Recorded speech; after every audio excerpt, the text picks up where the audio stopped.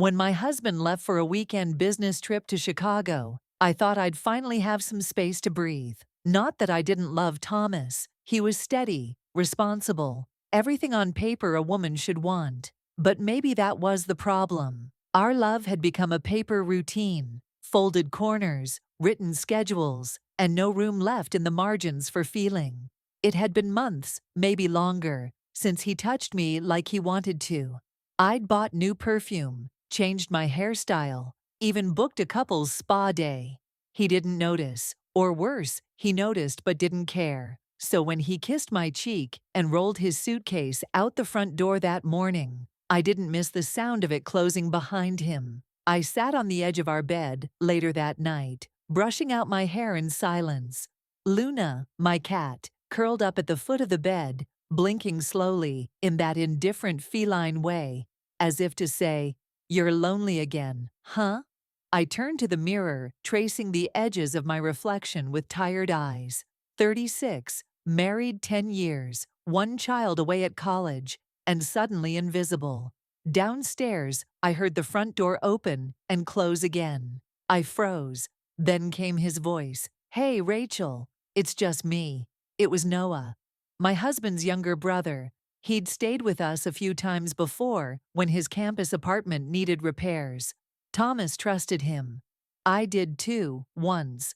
But lately, something had changed. Noah wasn't the skinny, awkward kid I first met 5 years ago. Now, at 24, he was tall, confident, and disarmingly charming in that laid-back, messy hair way that college guys can pull off without trying. I pulled my robe tighter around me and walked downstairs. "Noah," I called softly as I turned the corner into the kitchen. "What are you doing here?" He shrugged, setting down his gym bag by the table. "Thought I'd surprise you. The studio's getting painted, and my place still smells like fumes.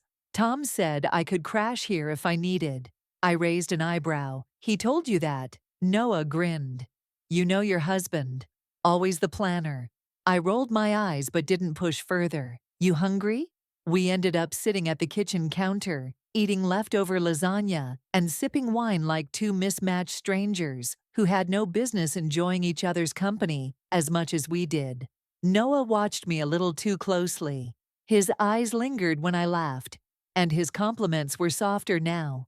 Not the harmless kind an in-law gives, but the kind that makes your skin remember you're still a woman. "You should smile more," he said at one point, his voice barely above a whisper. "I don't always have a reason to." "Then I'll give you one." I laughed it off, but inside I felt the shift. The next morning, I woke up earlier than usual and wandered downstairs in my robe.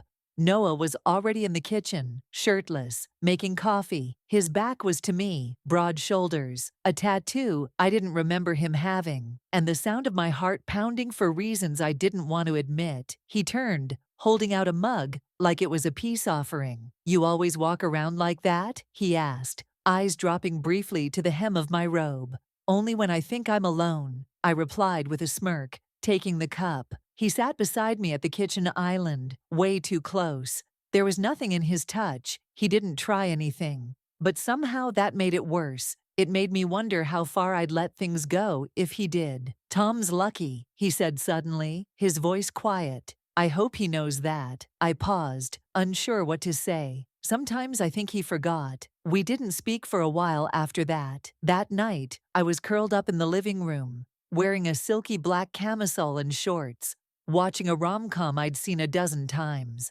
Luna stretched out beside me, purring in her usual way, and I absent-mindedly played with the string of my shorts, lost in thought. I didn't hear Noah come in until it was too late. He stood there, leaning against the door frame, eyes locked on me. "You look." I sat up, heart racing. "Noah, I'm sorry," he said quickly, turning around. "Didn't mean to walk in on you like that." "You didn't," I said, more defensive than necessary. "I was just watching something I saw." He hesitated. "And you deserve more than what you're getting." I stood, arms crossed over my chest. "What are you talking about?" "You know what I'm talking about." He took a step toward me, and I didn't move, couldn't. Something thick filled the air between us. Guilt, desire, history, and heat. I thought about my marriage, about how I felt invisible in my own home. I thought about Noah's hand brushing mine on the couch last week when we shared popcorn. I thought about all the little glances, the way he listened. And then he kissed me, just once. Software surprising. I didn't stop him, but I didn't kiss him back either. I pulled away, barely breathing. "We can't," I said. "I know," he whispered. He left the room, and I didn't sleep that night.